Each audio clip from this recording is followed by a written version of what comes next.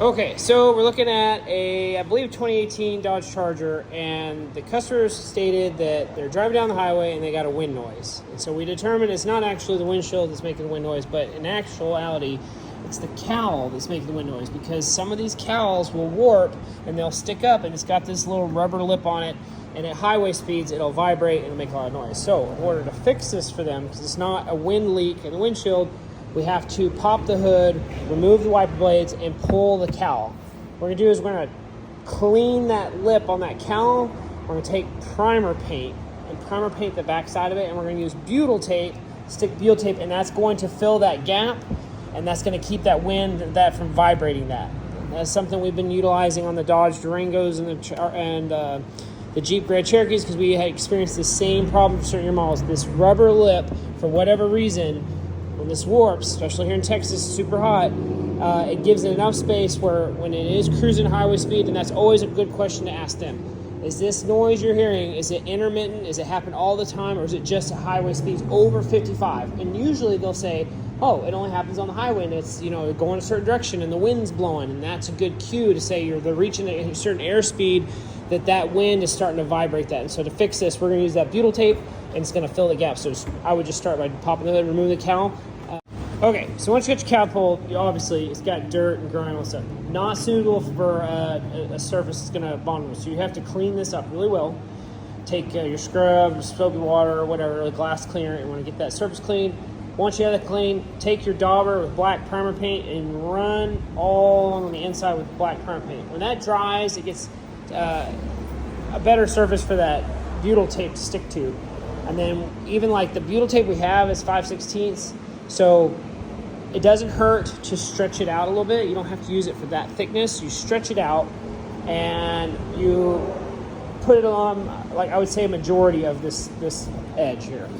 So yeah, and it's not like you have to do it from here end to end, but if you get it from from this clip to that outer clip, basically from here to here, and then reinstall it, and then once you got it in, you push the clips all in, you can push against this surface and it'll push against the glass, and that's going to close your gap, and it's going to keep the wind from vibrating this, because it really was more prevalent during the summertime when it was warm. You got these rubber lips on these they're more pliable. During the wintertime, they're more stiff and it's colder, and it's just not so much an issue. But during the heat of the summer and all this stuff, it was definitely something that, when a customer explained it that way, like I was saying, they're going highway speeds, it's 55 and over, and it's kind of intermittent, but it makes a buzzing or vibrating sound. That is going to be your cowl. It's not so much your windshield. Gotcha. You'll also want to clean the surface of the glass too, the bottom edge, because that's where it's going to bug to. And sometimes it's good to put primer paint on that very bottom edge, because that, again, butyl wants to stick really well to that versus a smooth surface, but I don't think it'll be necessary on this one. You'll be able to stretch it out a little bit. So you get about 2/3 of length. Go ahead and tack it.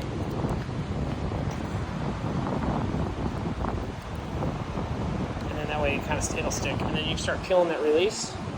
Go ahead and peel it? Yeah, go ahead and peel this. And then you could actually stretch it out a little bit as you go. And then tack it down. And then keep moving on down.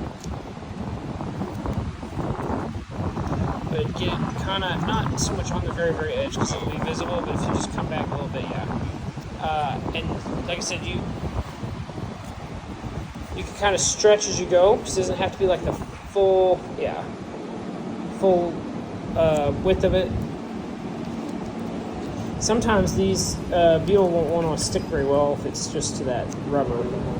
And then you just get you at about, what we talked about, and then you reinstall it. And that's it. And then save what's left of that roll for the next time. And then it just goes back in.